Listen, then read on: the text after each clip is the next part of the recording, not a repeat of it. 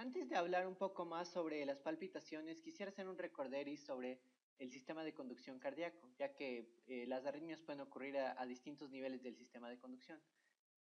Todos los potenciales se originan desde el nódulo sinoauricular, luego se propagan al nodo AB, donde se retrasa la conducción, y luego pasan al haz de His, y del haz de His pasan a las fibras de Purkinje para contraer los ventrículos y eyectar sangre hacia la circulación pulmonar y sistémica.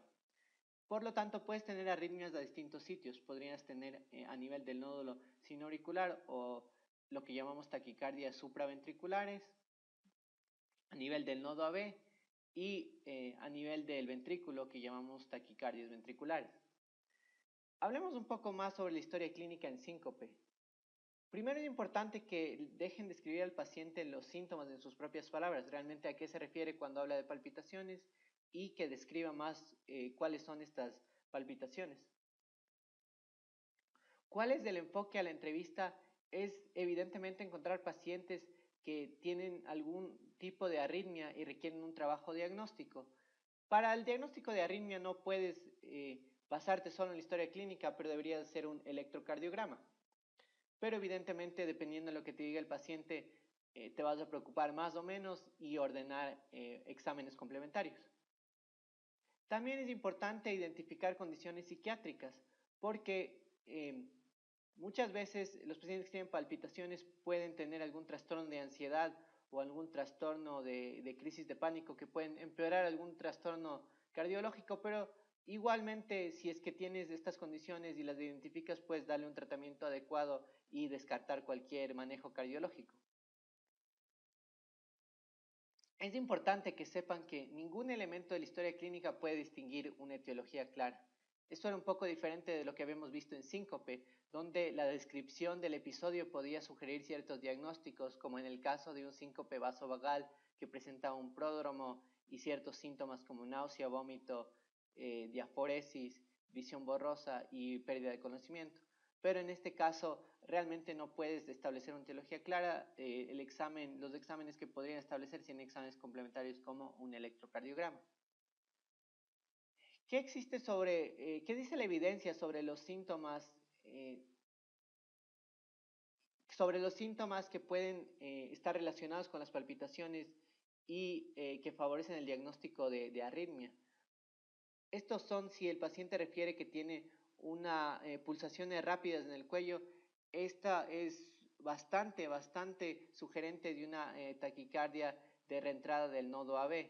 Pero miren, este LR es de 177. Si comparan con otros LRs que hemos visto, que eran LRs de 1, de 2, este es de 177, así que es muy sugerente para ese diagnóstico. De igual forma, si son palpitaciones en el sueño o durante el trabajo o historia de enfermedad cardíaca, también favorecen que se trate de un trastorno de tipo arritmia.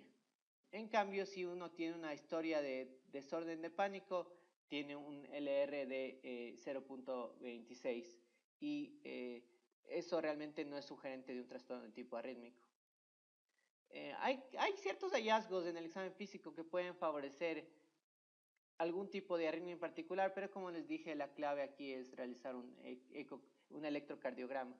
En la fibrilación auricular tienes un ritmo irregularmente irregular, y en las taquicardias nodales, como la taquicardia de reentrada del nodo AB, tenías el pulso venoso con ondas en cañón, que irían en acorde con la descripción del paciente que las pulsaciones, las palpitaciones se van hasta el cuello. ¿Cuáles son algunos de los signos de alarma en palpitaciones? Si estas palpitaciones se asocian con síncope o presíncope, eso es sugerente de taquicardias supraventriculares o inclusive taquicardias ventriculares. Pero estos trastornos arrítmicos pueden ser graves. Habíamos dicho que el síncope podía ser vasovagal, pero también puedes tener un síncope cardiológico si es que estaba asociado a algún tipo de arritmia. Y este sería un ejemplo de este escenario. Si tienes una historia familiar de muerte súbita, también algunos de los trastornos de muerte súbita, como el síndrome de QT largo, puede ser sugerente de una arritmia. Así que la historia familiar de muerte súbita te favorece algún diagnóstico grave. Uso de medicamentos que prolongan el QT. Habíamos dicho que bastantes medicamentos prolongaban el QT o podían prolongar el QT, incluían sedativos o inclusive antibióticos, pero existe una lista larga y la prolongación del QT puede llevar a torsada de puntas o taquicardia ventricular, que son arritmias que pueden ser letales y llevar a muerte súbita. De igual manera, otros signos de alarma son los antecedentes personales, si hay enfermedad cardíaca de base, que podrían predecir arritmias severas. ¿Qué otros elementos preguntar en la anamnesis?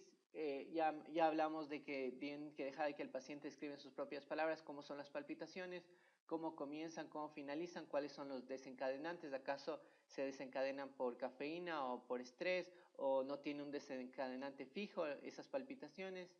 La frecuencia de los episodios, evidentemente, si tiene mayor frecuencia de episodios de palpitaciones, nos sugiere que tal vez es un trastorno severo, especialmente si tiene alguna arritmia. Tratamientos previos y uso de estimulantes, porque evidentemente la estimulación de las anfetaminas, de la cocaína, de la cafeína, van a aumentar la frecuencia cardíaca y eso solo va a empeorar cualquier trastorno de tipo arrítmico.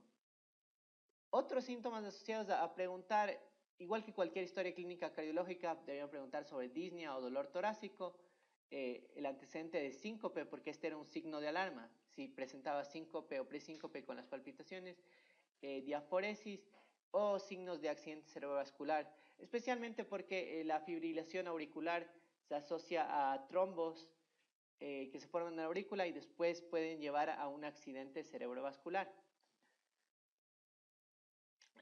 Igualmente, este es un estudio que muestra los DLR dependiendo de ciertos hallazgos clínicos y realmente, aparte de una frecuencia cardíaca normal, y obesidad y hipertensión no son factores predictivos para determinar arritmia en el diagnóstico clínico. Este es un algoritmo diagnóstico que evalúa cómo podrían enfocarse en las palpitaciones. Si tiene síncope o presíncope asociado a palpitaciones, lo que debes hacer es un monitor Holter, que es básicamente un tipo de electrocardiograma. Y si la respuesta es no, tal vez puedes tratar de buscar si es que hay una causa no cardíaca como un trastorno de ansiedad. ¿Qué es un monitor Holter? Un monitor Holter es básicamente un monitor que da un registro electrocardiográfico, pero no en un minuto, sino en 48 horas o hasta una semana. Y este registro nos permite detectar a qué momentos o si realmente este paciente tiene arritmias que no detectamos cuando realizamos un electrocardiograma en la emergencia.